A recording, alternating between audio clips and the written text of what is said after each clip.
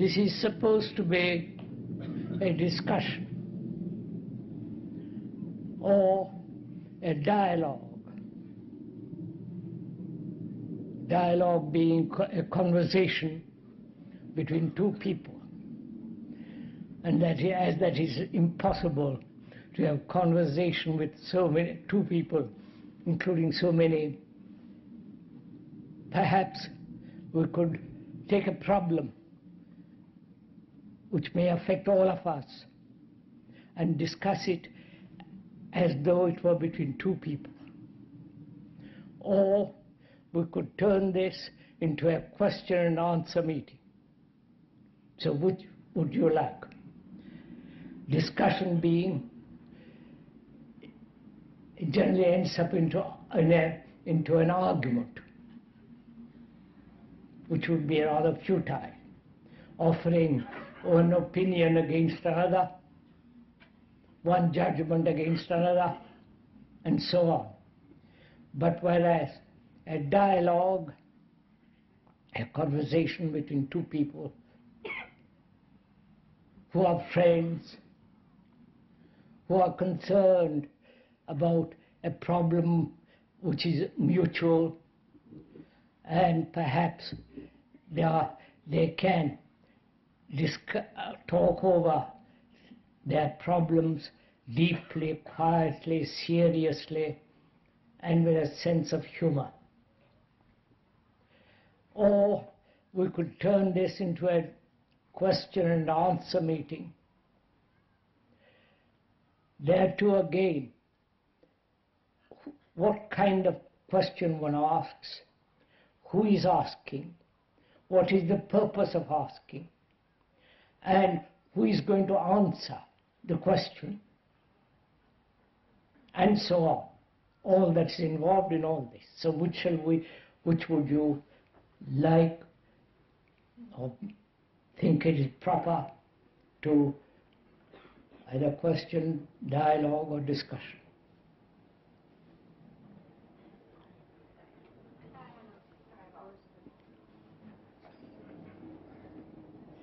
If it is to be a dialogue, what shall we talk about? Remembering a dialogue is between two people, a conversation amicable, easy, quiet, and penetrating. So what should we talk over together? I'd like to ask a question, but not necessarily a dialogue. You were saying yesterday that the chaos and the violence in the world is the result of our everyday lives. But I don't think it's as easy as all that.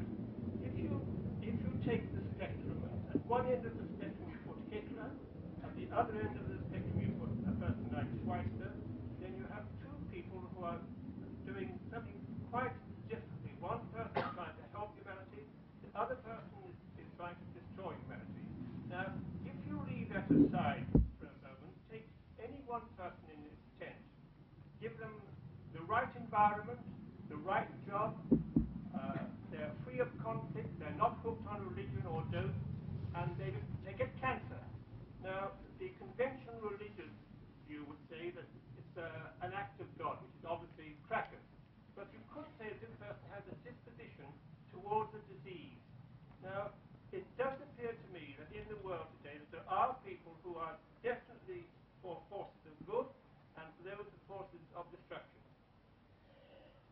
The gentleman asks, why do you say the world is in chaos? Because we are in chaos, each one of us. Uncertain, argumentative, greedy, selfish, violent, which perhaps which may project in the world, bearing in mind that we are the world. We are not different from the world. And there are good people, the question says, and there are some bad people, bad guys and good guys. And would it be erroneous on your part to say that because we live in our own particular individual lives, rather violent, ugly, and so on, that may be quite inaccurate? That's right, sir? What else other questions would you like to discuss, talk over? I'd like to ask a question, if I may. I was turning over in my mind what you said yesterday about memories, registering memories. And what concerned me was if you were to ask me a question, if I was to totally experience what you were saying to me, that at the end of the question, if I had totally experienced it, that I wouldn't know that you'd asked me a question in order to be able to answer it. And what I'd like to ask you is it possible that we have two parts to our communication, which are the two hemispheres of the brain, one which only receives and which totally registers all the time, and the other part which transmits, which in fact we need not register, because if we experience that, we need not register it. Is it possible that my mind's gone a blank now? I'm sorry. Is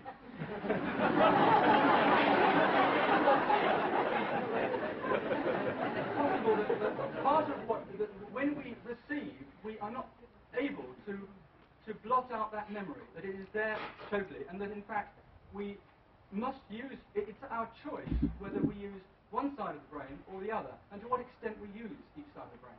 And the questioner says there are two spheres in our brain, one that is receiving, registering, memorizing, and the other part, perhaps, the other part which is more free, which is not conditioned, and therefore there is this duality going on in us. And memory, remembrance of a particular, of this sphere is necessary. That's his question. Any other question? Yes. Would you please talk about the problem that arises when the intensity of one's feelings and emotions block one's awareness of thought? When one's emotions and sentiments and reactions, which are intense and strong, block a perception, what is one to do? About meditation, two little things. I understood that meditation is a way of life all day, so you think it is no need to sit down and lotus sit on certain times. That's one thing. And the other thing is when we return from here and we are all alone in the crowd, where do we find the strength to keep on? I'm feeling lost. Yeah. Is it necessary to sit in a certain posture, lotus posture, introduced from India and the East? Is it necessary to sit that way to meditate? And is it necessary to set aside certain part of the day to have daydreams?